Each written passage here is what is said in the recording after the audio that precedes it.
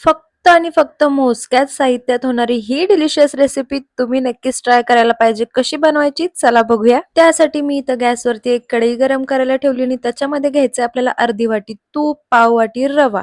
आता या तुपामध्ये हा रवा एकदम मस्त असं भाजून घ्यायचा आपल्याला. त्याला असा फेस यायला लागला की समजायचा आपला रवा छान भाजून झालाय. त्याच्यामध्ये ऍड करायचे अर्धी वाटी बेसन. बेसनच्या सगळ्या गुठळ्या मोडत मोडत आपल्याला जसं बेसनाच्या लाडवाला आपण भाजतो बेसन तसं व्यवस्थित भाजून घ्यायचंय. साईडलाच गॅसवरती मी इथं 1.5 वाटी इतकं पाणी गरम करायला ठेवलंय. त्याच पाण्यात मी ऑप्शनल आहे केसरच्या काड्या आणि वेलची पूड ॲड केली आहे. मी इथं फक्त पाणी ॲड करतेय. तुम्ही त्याच्यामध्ये अर्धं पाणी अर्धं दूध ॲड केलं तरी चालेल.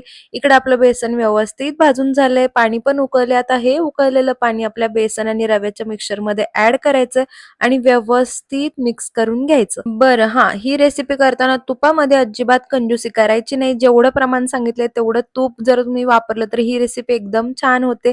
आणि इथं जेव्हा असं साईडनं तूप आपलं सुटायला लागतं तेव्हा ॲड करायची अर्धी वाटी साखर. इथं तुम्ही तुमच्या आवडीने याचं प्रमाण कमी जास्त करू शकता. साखरेसोबतच ॲड करायचे ड्राय फ्रुट्स म्हणजे याच्यासोबत हे ड्राय फ्रुट्स पण व्यवस्थित फ्राय होतील.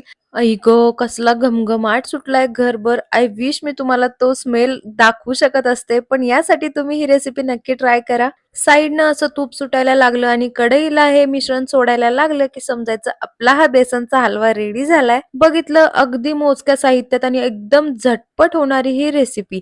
आणि चवीला म्हणाल तर आई गं असली अप्रतिम लागते. मूग डाळीचा हलव्याला हा एकदम बेस्ट असा ऑप्शन आहे. अगदी कमी साहित्य आणि अगदी कमी वेळ लागतो या रेसिपीला. त्यामुळे आता येणाऱ्या श्रावण महिन्यातल्या कुठल्यातरी एका सणाला तुम्ही ही रेसिपी नक्कीच बनवू शकताय. तर जरी तुम्हाला हे तूप जास्त वाटत असेल तरी पण जसजसा हा हलवा थंड होणार आहे तसं हे पूर्ण तूप त्याच्यामध्ये मर्ज होतं आणि गोड पदार्थ आहे तर त्याला तुपाशिवाय काय मजा आहे का? सो चला तुम्ही पण ही रेसिपी नक्की ट्राय करा. कशी झाली मला कमेंट करून सांगायला अजिबात विसरू नका आणि अशाच छान छान रेसिपीजसाठी माझ्या चॅनलला लाईक, शेअर आणि सबस्क्राईब नक्की करा. चला भेटू नेक्स्ट व्लॉग मध्ये. बाय.